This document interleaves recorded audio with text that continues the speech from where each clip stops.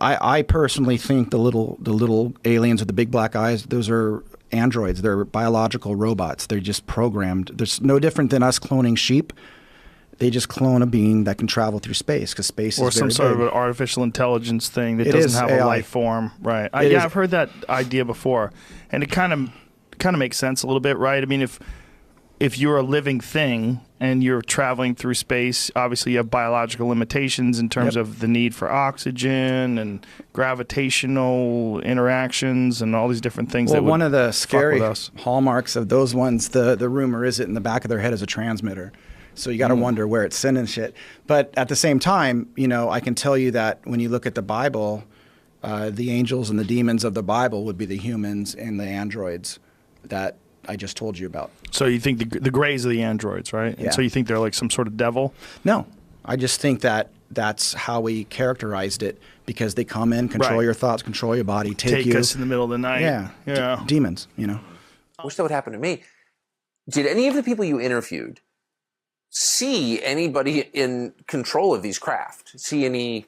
Not in these cases, but in the injury cases, I do know of cases non-injury associated where things were seen. What kind of things? Little beings.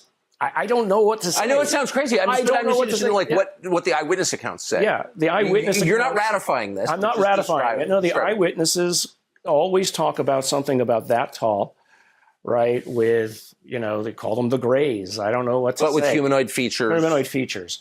Now, I have a problem with humanoid features because one of my backgrounds is evolutionary biology. Yes. And so I don't see the possibility of something else evolving on another planet that looks like us. Unless God is intervening in very specific ways. Almost anything, an octopus could become intelligent and fly around the universe. So I think that part of what we're seeing here, I mean, look, if you're an intelligence, are you going to go down on a planet with a bunch of angry monkeys who might kill you? No, unlikely. You'll send some intermediary. Well, what kind of intermediary are you going to send? You're going to send something that maybe almost looks like them, but isn't them.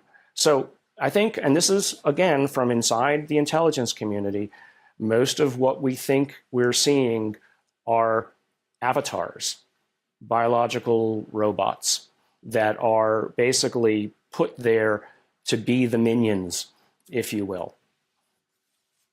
And that's the current view of the intel community.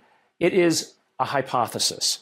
To me, if I were going to another place, or if I were going to study a native tribe of, let's say, cannibals, maybe I wouldn't show up in the middle of their village so that I don't inadvertently become dinner.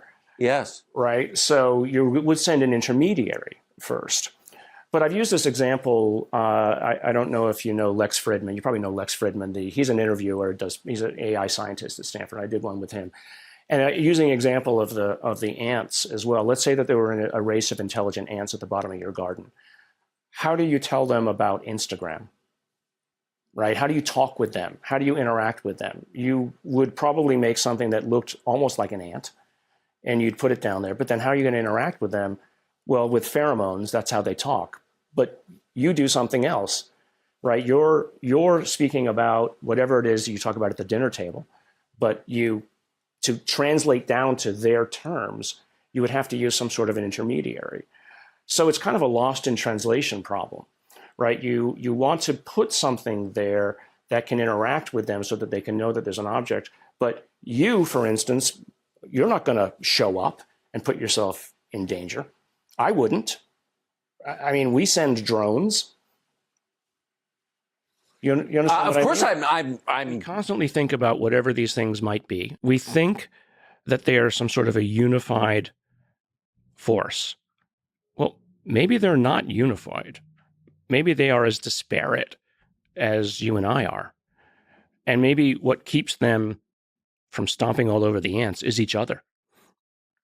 Right? That they are in a self-tension to prevent one or more of them from running amok Oh, yeah. I mean, that's kind of the anarchy of nations that we have on Earth. Yeah. So there's always there's always going to be There's a hierarchy. this hierarchy that's formed of greater and greater intelligences. Right. And they're all probably also wondering, wait, what's bigger than me? Exactly. That's what I always wonder, is that maybe that what keeps them in line is something that is beyond them. Frankly, I know have worked or are working on the reverse engineering programs.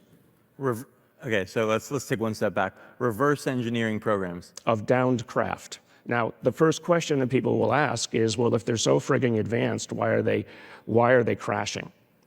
Because what's crashing is not actual living things. I mean, I use this example a lot. If you wanted to study a tribe of cannibals in the middle of the Amazon, are you going to go yourself and show up in the middle of the tribe and not hopefully become dinner on the other side of it? So if you're an advanced intelligence, I don't think we're all that advanced, frankly. You're not going to basically put your life and limb at risk by coming here. So mostly what you're seeing here are either drones or some sort of advanced AI or whatever.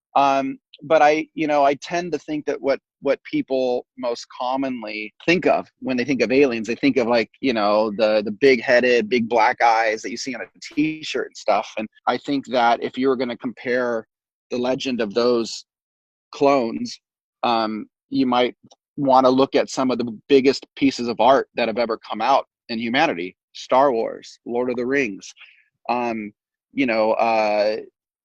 even all the Avengers movies are dealing with free-willed human beings taking on a clone army. And I think that's something that people need to think about. Are there potential photos that exist that show occupants in some of these quote-unquote craft? Well, there's a lot of photos that show a lot of things. The question is, are they real? Are they legitimate? Are there potential photos that have potentially deemed as legitimate that have that quality?